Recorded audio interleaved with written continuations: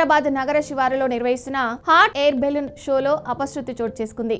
సాంకేతిక సమస్య కారణంగా 2 హాట్ ఎయిర్ బెలూన్లు ఇబ్రహీంబాద్ చెరువు మంచిర్యాల దేవాలయం సమీపంలో అత్యవసరంగా ల్యాండ్ కావాల్సి వచ్చింది.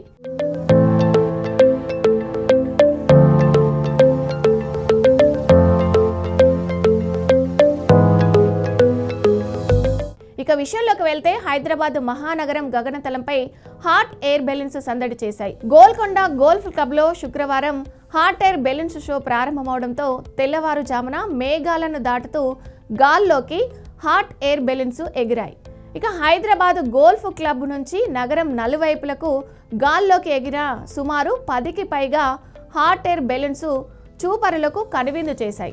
సంక్రాంతి పండుగ సందర్భంగా తెలంగాణ పర్యాటక శాఖ సెలబ్రేట్ ద స్కై పేరిట హాట్ ఎయిర్ బెలూన్ షో మొదలుపెట్టింది. అయితే ఇందులో భాగంగా పర్యాటక శాఖ మంత్రి జూపల్లి కృష్ణారావు ఈ ప్రదర్శనను ప్రారంభించారు. సుమారు గంటన్నర పాటు tourism minister Jupally hot air బెలూన్లో రైడ్లో 13 కిలోమీటర్ల ప్రయాణం చేశారు. హాట్ ఎయిర్ బెలూన్ రైడ్స్ గొప్ప అనుమతినిచ్చిందని మంత్రి జూపల్లి అన్నారు. కానీ అంతలోనే అపశృతి చోటు చేసుకుంది. సాంకేతిక సమస్య కారణంగా 2 హాట్ ఎయిర్ బెలూన్స్లు ఇబ్రహీంబాద్ చెరువు మంచిర్యాల దేవాలయం సమీపంలో అత్యవసరంగా ల్యాండ్ కావాల్సి వచ్చింది. అయితే బెలూన్ సిబ్బంది అప్రమత్తంగా వ్యవహరించడంతో పెద్ద ప్రమాదం అయితే తప్పింది. ఇక బెలూన్లో ఉన్న ప్రయాణికులంతా సురక్షితంగా బయటపడ్డారు.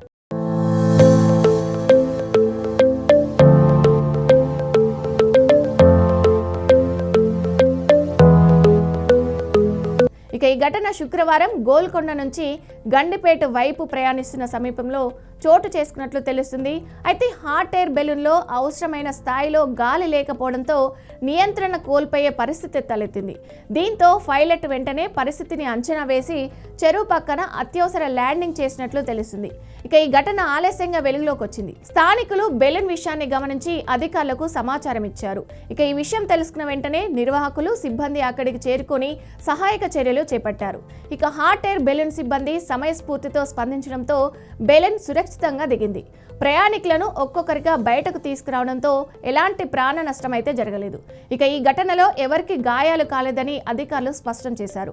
హైదరాబాద్లో హాట్ ఎయిర్ బెలూన్ షోలో జరిగిన ఈ అపశృతి క్షణకాలం ఉత్కంఠకు గురి చేసిన సిబ్బంది అప్రమత్తతతో పెను ప్రమాదం అయితే తప్పింది.